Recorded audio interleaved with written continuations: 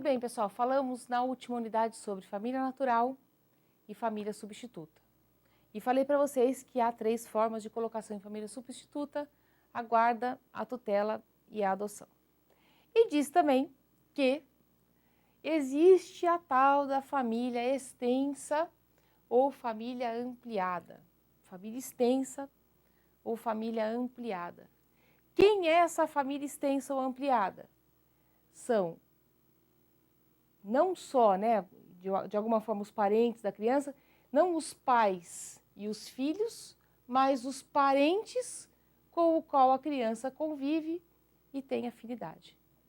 Então, existe um parente, convive e tem afinidade, nós vamos chamar essa família de família ampliada ou família extensa, que, aliás, tem sido uma das formas mais comuns da gente ver hoje parte das famílias, né?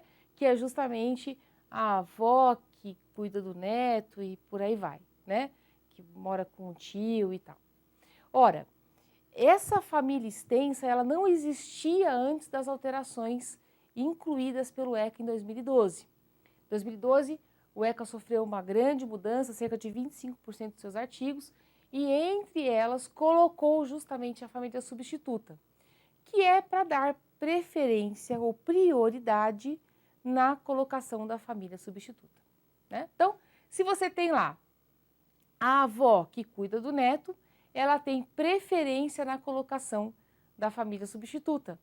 Ela vai, então, vai passar, vamos dizer, por um procedimento, que é um processo, obviamente, porque só o juiz pode deferir guarda ou tutela, vai passar por um processo, mas a gente já vai saber que a tendência dessa avó é cuidar bem da criança.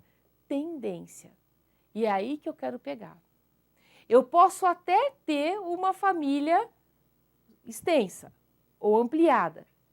Isso não significa dizer que lá a criança vai estar bem. Então, o juiz deve olhar a família extensa, saber se tem condição de cuidar da criança, princípio do melhor interesse, para daí ele decidir se efetivamente fica com aquela criança ou não.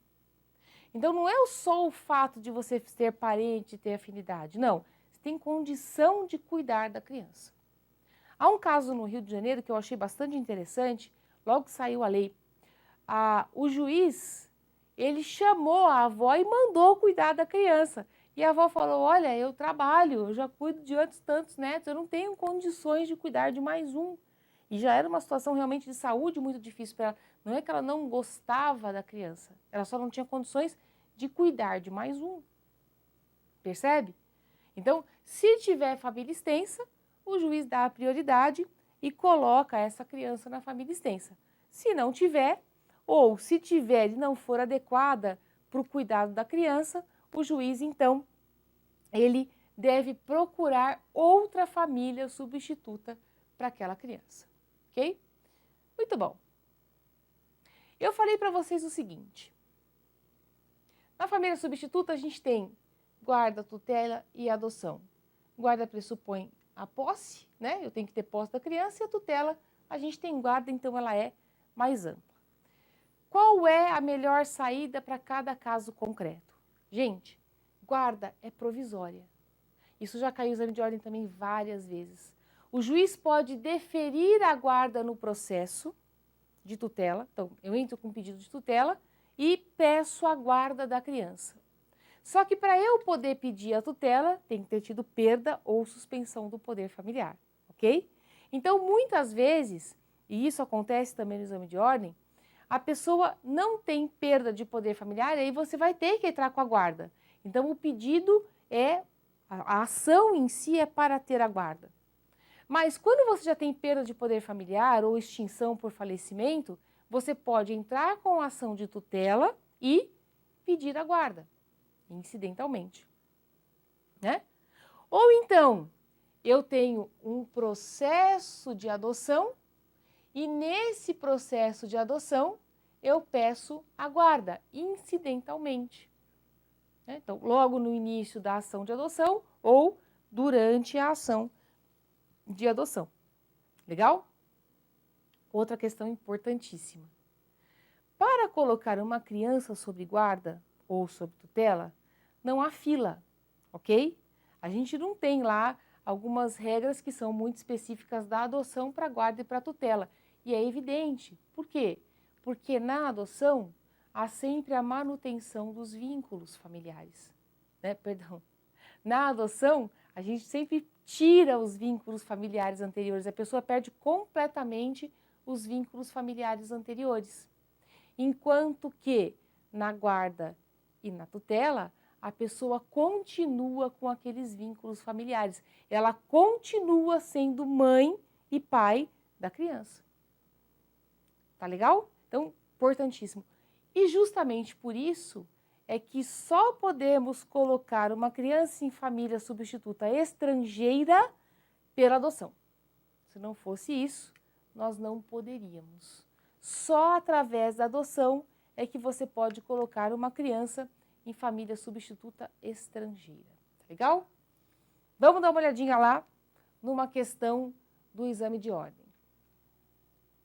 Dentre os direitos de toda criança e todo adolescente, o ECA assegura o direito de ser criado e educado no seio de sua família e, excepcionalmente, em família substituta, assegurando-lhe convivência familiar e comunitária.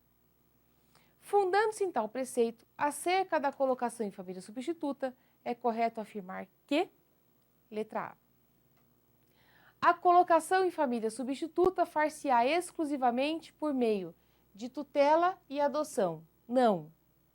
Guarda, tutela e adoção. Gente, é batido no exame de ordem isso aí também. Guarda, tutela e adoção. Curatela não é forma de colocação em família substituta.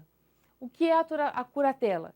Um instituto do direito civil, regulado pelo direito civil, para o cuidado de pessoa maior e incapaz. Tá legal? Tutela, um instituto do direito civil trazido para o Estatuto da Criança e do Adolescente, porque ele é destinado ao cuidado de pessoa menor e incapaz. Então, são coisas diferentes.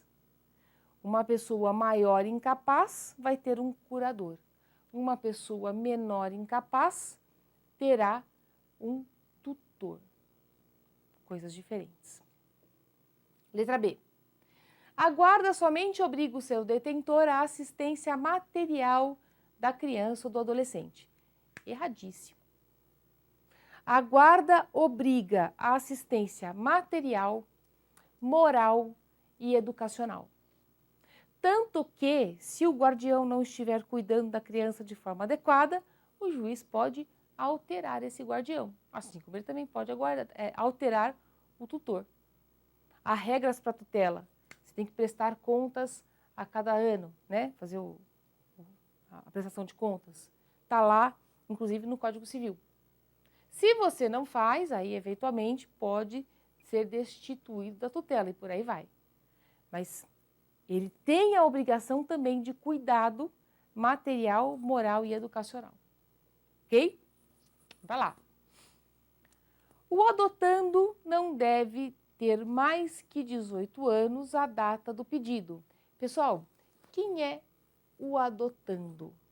É a criança e o adolescente. O adotando, ele realmente não deve ter mais que 18 anos à data do pedido.